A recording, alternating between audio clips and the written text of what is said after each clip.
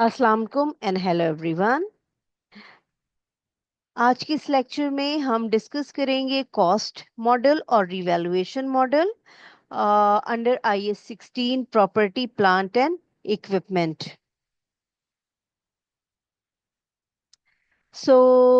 ये कंपनी की मर्जी होती है कि वो सिलेक्ट कर सकती है कि उसने कॉस्ट मॉडल पे रिकॉर्ड करना है एसेट्स को या फिर रीवैल्यूएशन मॉडल पे सिलेक्ट करना है।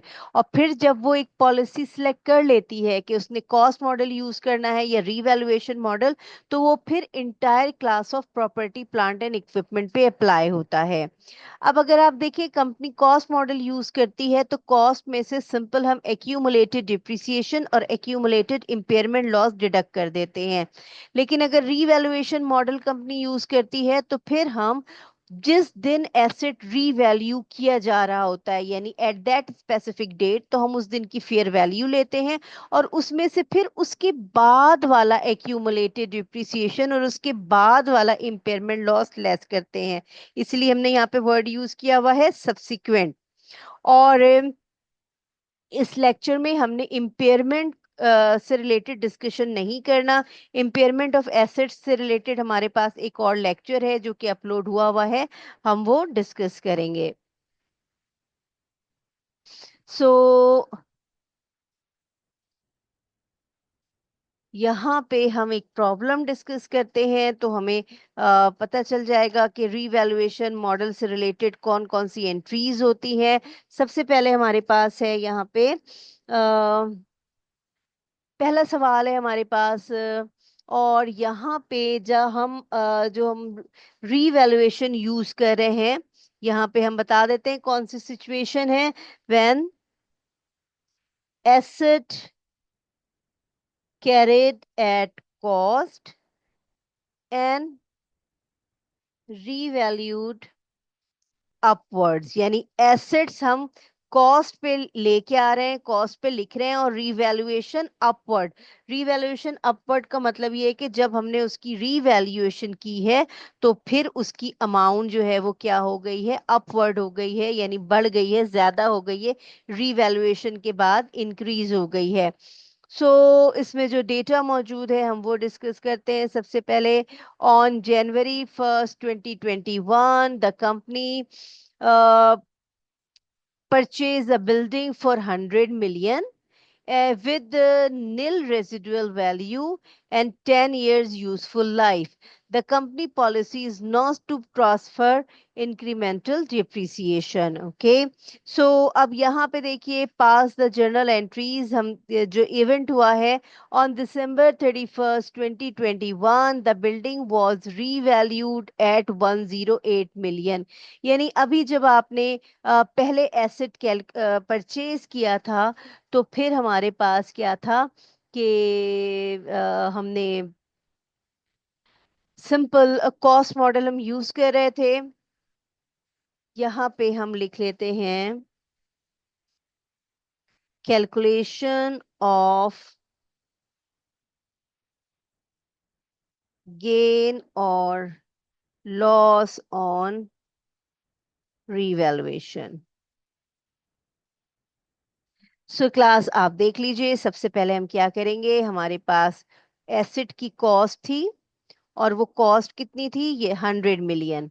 यहाँ पे ले लेंगे हम 100 million। इसमें आपने लेस किया एक्यूमुलेटेड डिप्रिसिएशन, हम पूरा ही लिख लेते हैं।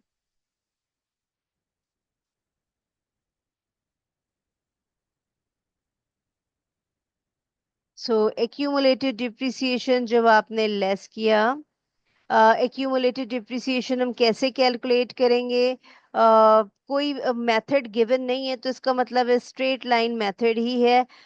Cost minus residual value divide by useful life, तो हमारे पास डिप्रिसिएशन कितना आ गया, 10 आ गया।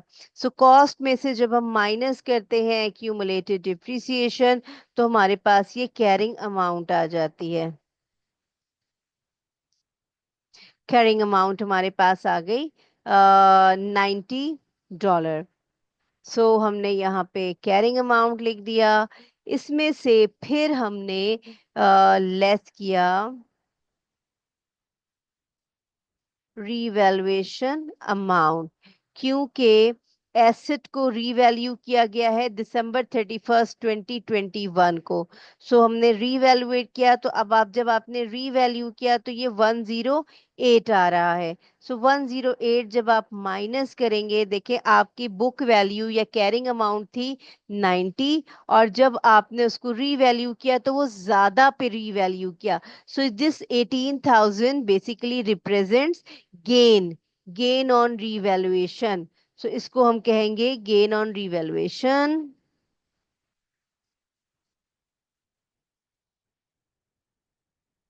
सो ये गेन ऑन रीवैल्यूएशन आ रहा है, और इसकी अब हम एंट्रीज पास करेंगे या इसको हम रिकॉर्ड करेंगे।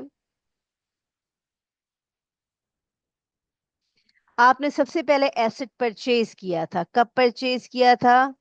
January 1 2021 को। और क्या आपने एसेट, हम कहते थे इसका नाम प्रॉपर्टी प्लांट एंड इक्विपमेंट, आपने परचेज किया था। जब हम एंट्रीज बनाते हैं तो हमारा एक डेबिट कॉलम होता है और एक क्रेडिट कॉलम होता है। So property plant and equipment debit हो गया, कितने से आपने खरीदा था? 100 से। और कैश या फिर आपके पास से बैंक क्रेडिट हो गया, कितने से? 100 से क्रेडिट हो गया। सो ये पहली एंट्री थी जो कि आपने 1 जनवरी 2021 को बनाई। फिर 31 दिसंबर को 2021 को आपने एंट्री बनाई। आपने एक्यूमुलेटेड डिप्रिसिएशन, आपने डिप्रिसिएशन रिकॉर्ड करना है। सो हम डिप्रिसिएशन एक्सपेंस रिकॉर्ड करेंगे, और हमारे पास एक्यूमुलेटेड डिप्रिसिएशन क्रेडिट हो जाएगा। कितना हमने डिप्रिसिएशन निकाला था? 10। तो हमने एंट्री किससे पास करनी है? 10 से एंट्री पास करनी है। ये हमारी सिचुएशन है, ये हम इधर लिख देते हैं।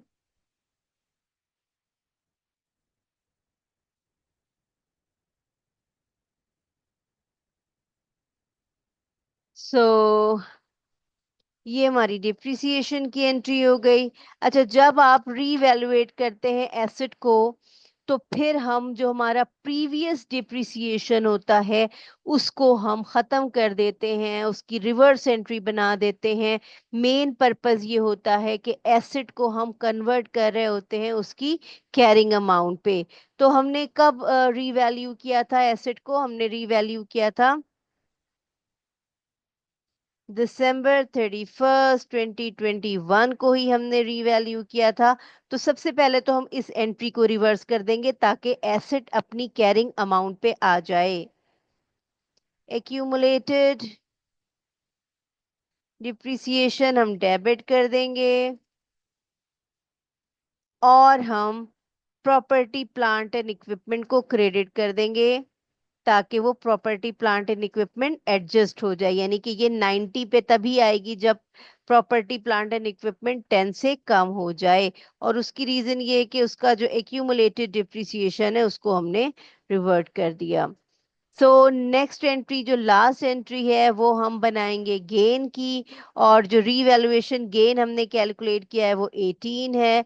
तो 31 दिसंबर 2021, और इस दिन हमने क्या किया?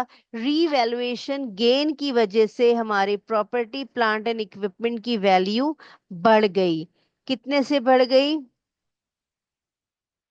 जितने से हमारा गेन हुआ। तो गेन कितना हुआ था? 18 का। तो 18 से ही हमारी रीवैल्यूएशन अमाउंट क्या हो गई? इंक्रीज हो गई। सो ये थी हमारी एक्सरसाइज 22। नेक्स्ट एक्सरसाइज हम देखते हैं। नेक्स्ट एक्सरसाइज में हमें क्या कह रहा है?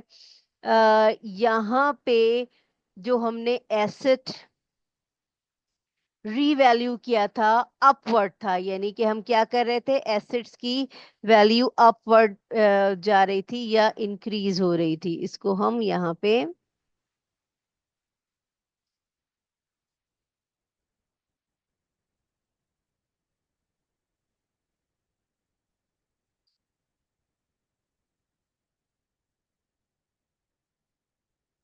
अब हम क्या करेंगे, जो हमारे पास दूसरा सवाल है, नेक्स्ट एक्सरसाइज है, उसमें हम रीवैल्यू कर रहे हैं डाउनवर्ड्स। यानी एसेट की वैल्यू कम हो जाएगी उसकी कैरिंग अमाउंट से, तो हमें रीवैल्यूएशन लॉस हो जाएगा। सो क्वेश्चन में अगर हम डिस्कस करें तो हमें कौन सा डेटा दिया हुआ है, एसेट की कॉस्ट दी हुई है, रेजिडुअल वैल्यू निल दी हुई है, यूजफुल लाइफ दी हुई है। उसके बाद December 31 को हम रीवैल्यू कर रहे हैं, लेकिन बिल्डिंग की वैल्यू हम कितनी रीवैल्यू कर रहे हैं, 63 पे हम लेके आ रहे हैं। इसका मतलब है कि हमारी जो ये कैलकुलेशन है ये सेम हो जाएगी। किस तरह से सेम हो जाएगी, कि हमारे पास कॉस्ट बिल्कुल ऐसे ही है, इतनी ही कॉस्ट आ रही है। हमने क्या, कैरिंग अमाउंट 90 आ रही है, लेकिन यहाँ 108 के बजाय हम इसको कितने पे लेके आ रहे हैं, 63 पे रीवैल्यू हो रही है। सो जब आपकी ये 63 पे रीवैल्यू हो रही है, तो 27 जो है ये आपका क्या हो रहा है, इसको गेन के बजाय हम क्या कह देंगे, इसको हम लॉस कह देंगे।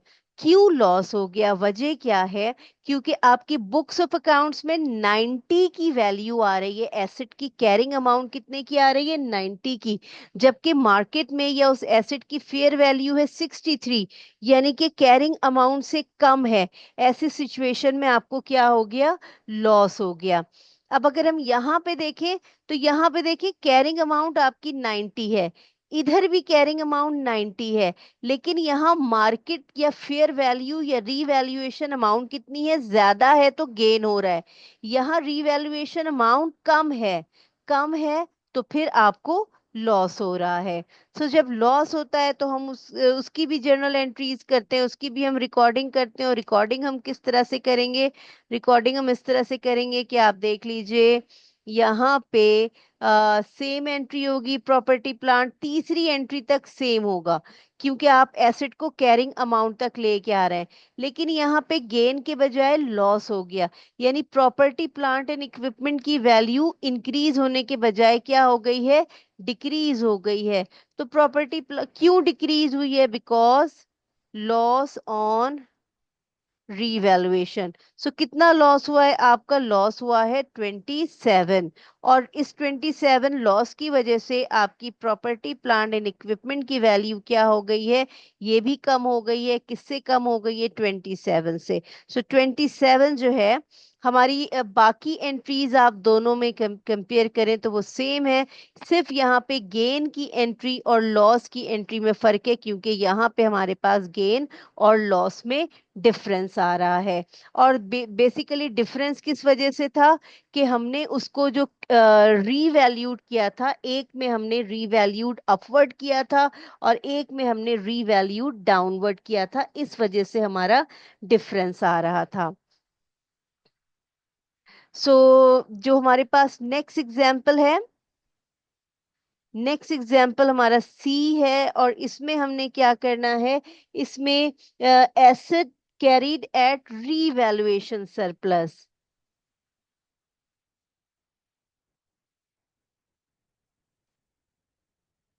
यानी ऑलरेडी उसमें सरप्लस आ रहा है।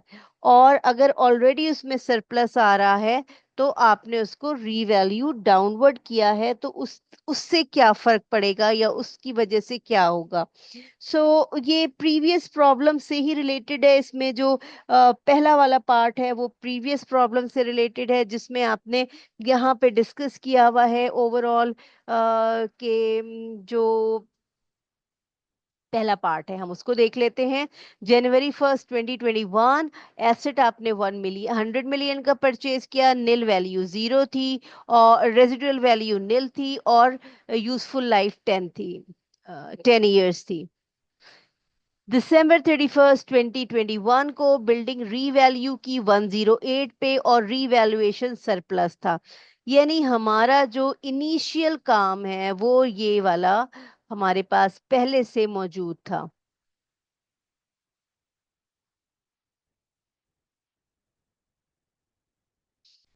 हम इसको यहाँ पे कॉपी कर रहे हैं, यानी ये पार्ट हमारा पहले से मौजूद है।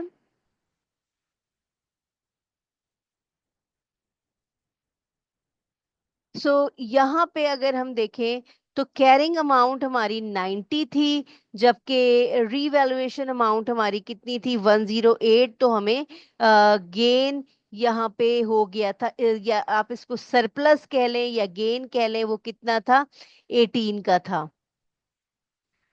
इसी इसी को हम देखते हुए हम कंटिन्यू कर रहे हैं, यानी हमारा जो रीवैल्यूएशन अमाउंट थी, यहाँ पे अब हम डेट लिख देते हैं, December 31, 2021, जो हमारे पास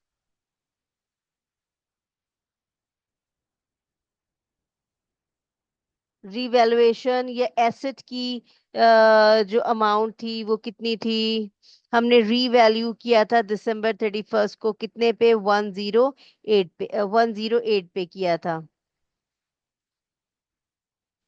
उसके बाद फिर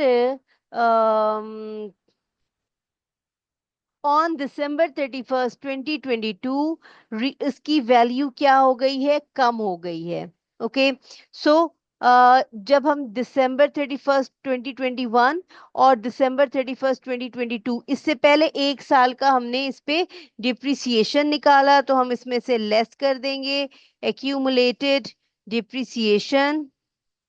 एक साल का डिप्रिसिएशन है, कैसे, 108 कॉस्ट थी और लाइफ कितनी अब बच गई, 9 इयर्स, क्योंकि पहले साल तो हम निकाल चुके हैं ना डिप्रिसिएशन। तो 9 इयर्स इसकी अगर हम करें तो 108 को अगर हम 9 से करें, हमारे पास जो एक साल का डिप्रिसिएशन आ रहा है, अगर आप 9 से डिवाइड करते हैं तो एक साल का डिप्रिसिएशन आ रहा है 12। यहाँ पे आप डिप्रिसिएशन माइनस कर देंगे 12, तो ये आपकी कैरिंग अमाउंट आ जाएगी। और ये कैरिंग अमाउंट आपकी कब आ रही है, ये आपकी आ रही है December 31, 2022 की बात हो रही है। ये हम डेट यहाँ लिख देते हैं और इसको हम कहते हैं कैरिंग अमाउंट।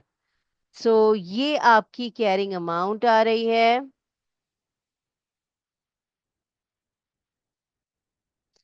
और फिर आपने देखा मार्केट में the building was again revalued, but this time the net worth was only 55। आपने रीवैल्यूएशन किया और रीवैल्यूएशन में कितना हुआ, ये 55 से आपने रीवैल्यूएशन किया। तो जो आपको नेट लॉस आ रहा है रीवैल्यूएशन पे, वो नेट लॉस एक्चुअली आपको कितना आ रहा है, 44 आ रहा है, लॉस ऑन रीवैल्यूएशन। ये आपका 44 लॉस आ रहा है। लेकिन ये जो 44 लॉस आ रहा है, इसके बारे में जो अकाउंटिंग रूल है, जो आईएएस हम पढ़ रहे हैं, आईएएस 16। आईएएस 16 में जो हमें रूल कहा गया है, वो रूल ये कहा गया है, मैं आपको शेयर कराती हूँ ताकि हम डिस्कस करें, कि if the assets carrying amount that was previously revalued upward, जैसा कि अभी हमने देखा कि इसमें जो प्रीवियसली हमें सरप्लस आया था या रीवैल्यू हुई थी 18,000, is decrease as a result of revaluation. Previous जो हमारा अपवर्ड रीवैल्यूएशन था, अब हमारा वो डिक्रीज हो गया है, और हमने उसको यानी कि जो 55 अभी हमने डिस्कस किया, रीवैल्यूएशन उसकी वैल्यू कम हो गई। तो ऐसी सूरत में क्या होगा कि एक साल यानी पिछले साल आपको रीवैल्यूएशन सरप्लस आ रहा था, और इस साल यानी करंट ईयर आपको अगेन रीवैल्यूएशन लॉस आ रहा है। तो सिचुएशन क्या होती है, सिचुएशन ये होती है, the decrease shall be recognise in other comprehensive income, यानी कि ये जो लॉस आ रहा है, इसको हम कहाँ रिकॉर्ड करेंगे, other comprehensive income, to the extent of any credit balance existing in the revaluation surplus. तो सबसे पहले तो हम ये करेंगे कि जो पिछला हमारा कोई रीवैल्यूएशन सरप्लस था, उसको हम सबसे पहले खत्म कर देंगे रीवैल्यूएशन लॉस के अगेंस्ट, और वो हम अदर कॉम्प्रिहेंसिव इनकम में करेंगे। बाकी हमारा क्या होगा, उसको हम P&L अकाउंट में एडजस्ट कर देंगे। So based on this clause जो कि हमने, या रूल जो कि हमने पढ़ा, इसका मतलब है ये जो 4400 है, इसको हमने डिवाइड कर देना है दो हिस्सों में। और इस 44 को हमने कौन से दो हिस्सों में डिवाइड करना है, यानी कि ये जो 44 है, इसको हमने दो हिस्सों में डिवाइड कर देना है। सबसे पहले जो हमारा प्रीवियस रिवैल्यूएशन सरप्लस था, प्रीवियसली रिवैल्यूएशन सरप्लस हमारा कितना था, कौन सा था, वो हम देखेंगे। और हमने इसको उसमें एडजस्ट करना है। सो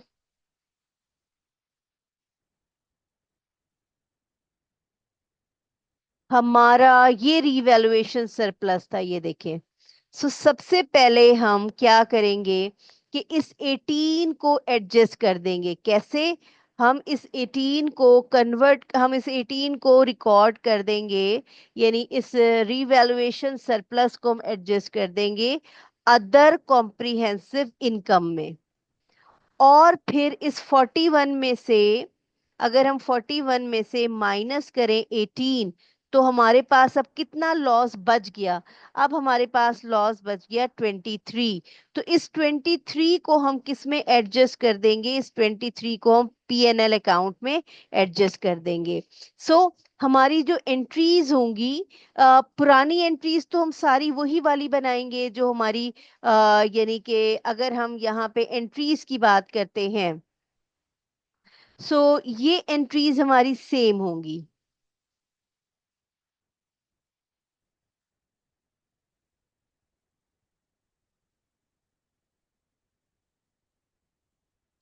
ये एंट्रीज सेम हो गई।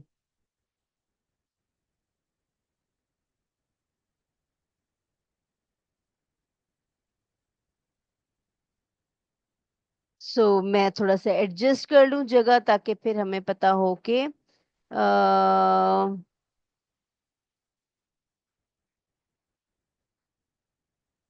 This one. हमारी जो ये 41 है, इसको हमने दो उसमें डिवाइड कर दिया। यहां से अब हमारी नई एंट्री शुरू होगी कि हमने सबसे पहले 31 दिसंबर 2022 को हमने क्या किया, डिप्रिसिएशन रिकॉर्ड किया। और डिप्रिसिएशन एक्सपेंस और एक्यूमुलेटेड डिप्रिसिएशन, ये हमने रिकॉर्ड किया। और ये किस तरह से रिकॉर्ड किया? हमारा जो डिप्रिसिएशन एक्सपेंस आ रहा है नया वाला, वो है 12। ये एंट्री हम किससे पास करेंगे? ये एंट्री हम पास करेंगे 12 से। अब हम 22 की हम बात कर रहे हैं, तो ये हमने 12 से हमने एंट्री पास की। और उसके बाद December 31 22 को हमने एक और काम किया, क्योंकि हमने इस डेट को रीवैल्यू किया है। तो अगेन हम क्या करेंगे कि एक्यूमुलेटेड डिप्रिसिएशन को हम खत्म कर देंगे, यानी कि जस्ट लाइक दिस एंट्री। ये देखें, ये एंट्री हमने इसका रिवर्ट किया था, इसको हमने दोबारा से, तो हम यहाँ पे क्या कर रहे हैं, रीवैल्यू करने लगे हैं। ये हमने 31 दिसंबर 2022, यहाँ पे हमने इसी एंट्री को एक्यूमुलेटेड डिप्रिसिएशन, और प्रॉपर्टी प्लांट एंड इक्विपमेंट हमारा क्या हो गया, कम हो गया डिप्रिसिएशन की वजह से, 12 and 12। ये हमने एंट्री पास की, ये 12 डिप्रिसिएशन की हमने एंट्री पास की। अब हम रीवैल्यूएशन लॉस को हम रिकॉर्ड करेंगे, और ये भी हम 31 दिसंबर 22 को हम रिकॉर्ड करेंगे। और रीवैल्यूएशन लॉस हमारा दो पार्ट में डिस्कस होगा। अभी हमने जैसे डिस्कस किया कि ये जो 41 लॉस है, तो सबसे पहले हम अलग से, अगर हमारा कोई प्रीवियस सरप्लस होता है तो उसको अलग से पहले हम लॉस में रिकॉर्ड करते हैं, यानी उतना हम सरप्लस को खत्म कर देते हैं, और बाकी जो माइनस कर देते हैं उसको हम पीएनएल अकाउंट में लिखते हैं। So loss on revaluation. और ये कौन सी अमाउंट है? ये इस सरप्लस की है। इस सरप्लस को, पिछले साल के सरप्लस को हम करंट ईयर के लॉस में पहले एडजस्ट करेंगे, तो ये 18 आ गया। और जो फिर हमारा बच जाएगा लॉस ऑन रिवैल्यूएशन, और ये हम पीएनएल अकाउंट में एडजस्ट कर रहे हैं। जबकि जो पहला वाला लॉस था वो अदर कॉम्प्रिहेंसिव इनकम में हम एडजस्ट कर रहे थे। ये कितना आएगा? टोटल लॉस आपका 41 था, जिसमें से 18 आप ऑलरेडी माइनस कर चुके हैं, तो रिमेनिंग कितना हो गया? 23। और आपका प्रॉपर्टी प्लांट एंड इक्विपमेंट कम हो जाएगा, क्योंकि लॉस हुआ है। कितने से कम हो जाएगा? 41 से। सो ये थी हमारी अगर आपका पहले रीवैल्यूएशन हुआ हो और पहले रीवैल्यूएशन सरप्लस आ रहा हो और करंट आपका रीवैल्यूएशन लॉस आ गया हो, तो इसमें हमने क्या करना है? इसमें प्रीवियस को हमने पहले एडजस्ट करना है। प्रीवियस लॉस को हमने, प्रीवियस सरप्लस को हमने पहले एडजस्ट करना है।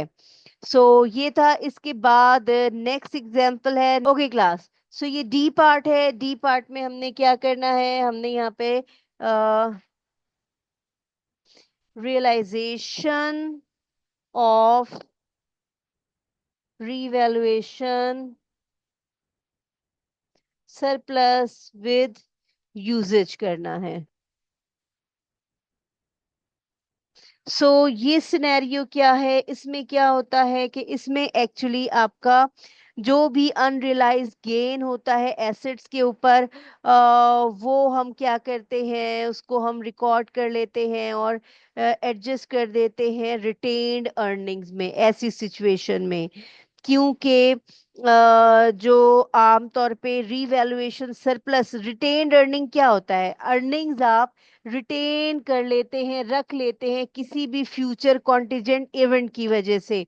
तो यहाँ पे ऐसे सिचुएशन में क्या होता है कि जो आपका सरप्लस होता है, उस सरप्लस को क्या करते हैं? आप बचा के रख लेते हैं, रिटेन्ड अर्निंग में क्रेडिट कर देते हैं, ताकि कभी फ्यूचर में आपको उसकी जरूरत पड़े तो आप उसको यूज कर लें। तो इसमें आमतौर पे रीवैल्यूएशन सरप्लस आपका जो कि बाय नेचर क्रेडिट होता है, जब आप इसको रिटेन्ड अर्निंग में ट्रांसफर करते हैं, तो रिटेन्ड अर्निंग्स क्या हो जाती हैं? रिटेन्ड अर्निंग्स आपकी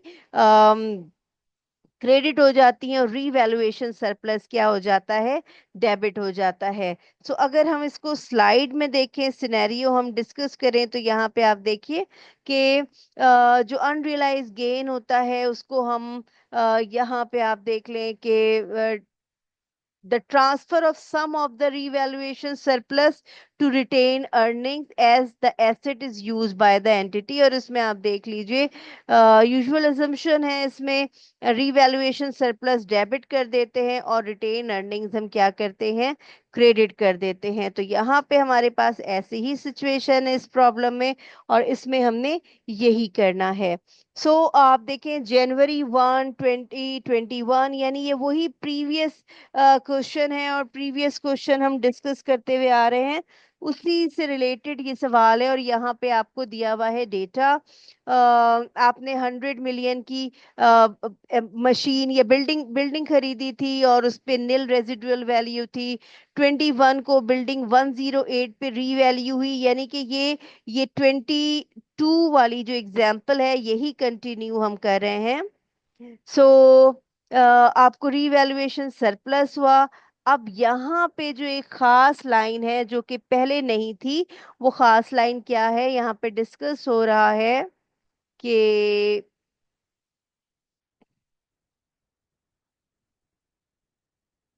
the company transfers maximum possible revaluation surplus earnings on annual basis. तो यहाँ पे हमने रीवैल्यूएशन सरप्लस को क्या किया है, ट्रांसफर कर दिया है।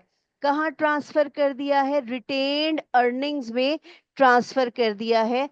तो ऐसी सिचुएशन में क्या होगा, ऐसी सिचुएशन में फिर हम देखेंगे कि हम उसकी एंट्री किस तरह से हम पास करेंगे।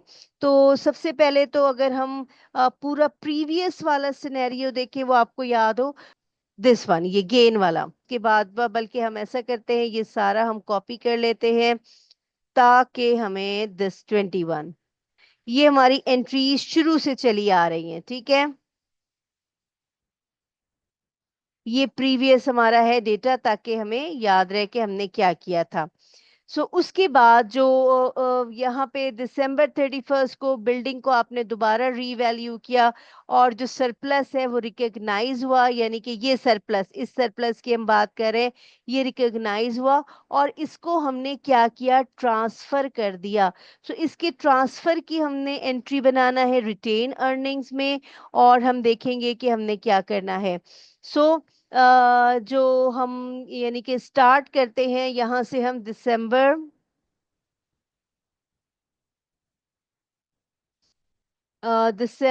31 22 को क्या हुआ, December 31 22 को आपने क्या किया कि जो आपकी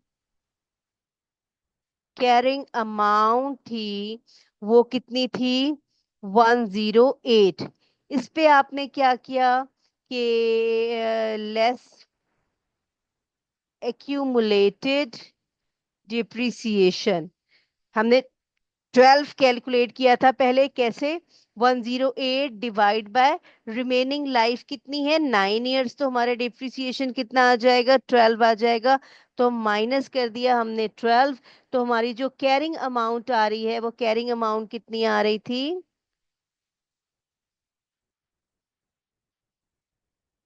96 आ रही थी। ये हमारा डिप्रिसिएशन के बाद आ रहा था। इसको अगर हमने इसको दिस वन, ओके, सो इसको अगर हम कंपेयर करते हैं अपनी रीवैल्यूएशन, जब हमने यहाँ पे ये देखे December 31 2020 को रीवैल्यू किया, तो ये कितना था, ये 55 था। रीवैल्यू करने के बाद हमें लॉस हो गया, और कितना रीवैल्यूएशन लॉस हो गया,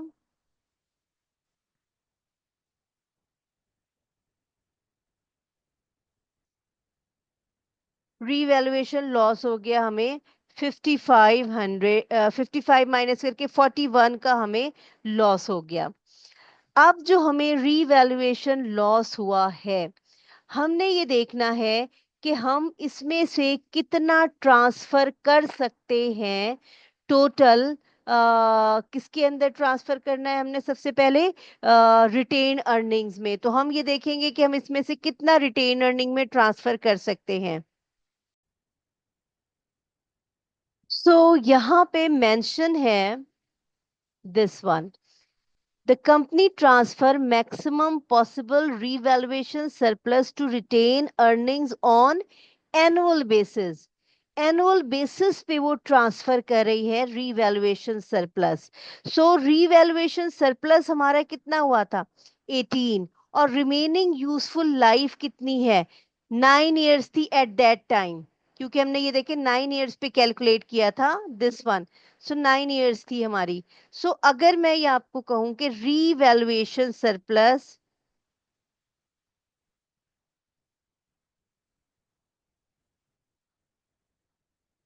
ट्रांसफर टू रिटेन अर्निंग, आप ये कैसे कैलकुलेट करेंगे, आपके पास दो तरीके हैं।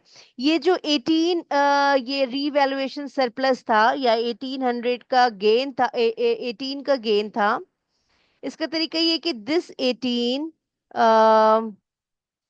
विल बी डिवाइडेड बाय 9, क्योंकि 9 ईयर हमने एनुअल बेसिस पे, ये देखें एनुअल बेसिस पे हर साल ट्रांसफर करना है। तो एनुअल बेसिस पे अगर हम इसको 9 पे डिवाइड करें 18 को, तो हमारे पास कितना आ जाता है, 2। 2 मिलियन रुपीज हर साल रीवैल्यूएशन सरप्लस में ट्रांसफर हो, रीवैल्यूएशन सरप्लस से रिटेन अर्निंग्स में ट्रांसफर हो जाएंगे। या इसका दूसरा तरीका है कैलकुलेट करने का कि आपने अभी जो डिप्रिसिएशन कैलकुलेट किया वो 12 है, पहले जो कैलकुलेट किया था 10 था, तो दोनों का डिफरेंस आ रहा है, वो भी 2 आ रहा है, तो आप इसको इस तरह से भी यानी कि कर सकते हैं।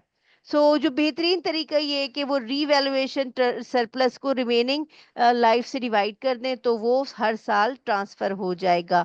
ये आ गया। अच्छा, अब जब हम एंट्रीज की बात करते हैं यहाँ पे, दिसंबर 31 की बात हुई, उसके बाद आपने देखा ये 12 डिप्रिसिएशन हमने कैलकुलेट किया, और ये हमने बिल्कुल इसी तरह यहाँ पे एक नेक्स्ट एक्सरसाइज में ये देखें, ये 12 हमने डिप्रिसिएशन कैलकुलेट किया था और इस 12 को फिर हमने रिवर्ट भी किया था।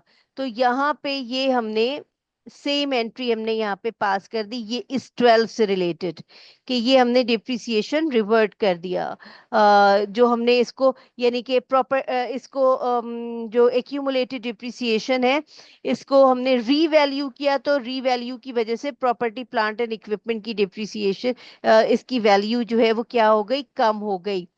नेक्स्ट हमारे पास अब यहाँ पे हम क्या करेंगे कि हम 31 दिसंबर को जो नई एंट्री हम करने लगे हैं 2022 को, ये हम क्या करेंगे, रीवैल्यूएशन सरप्लस को हम रिटेन अर्निंग में ट्रांसफर करेंगे।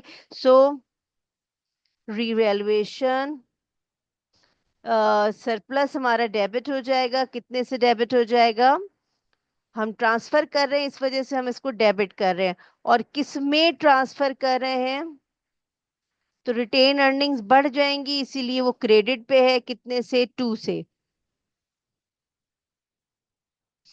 और बाकी हमें जो रीवैल्यूएशन लॉस हुआ है 41 का, इसको भी हम रिकॉर्ड करेंगे। रीवैल्यूएशन लॉस की एंट्री सेम होगी, अमाउंट हमारी डिफरेंट हो जाएगी।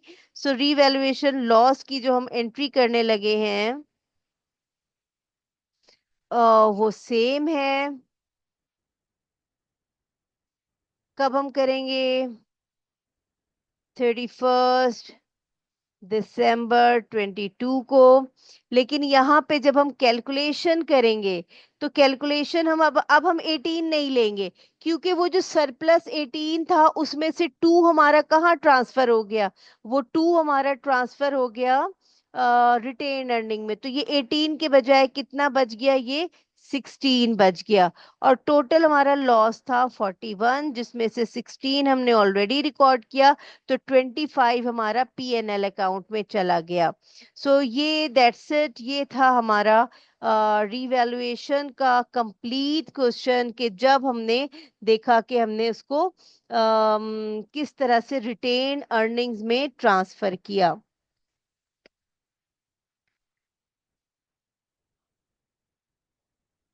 So that's it from this lecture. Take care.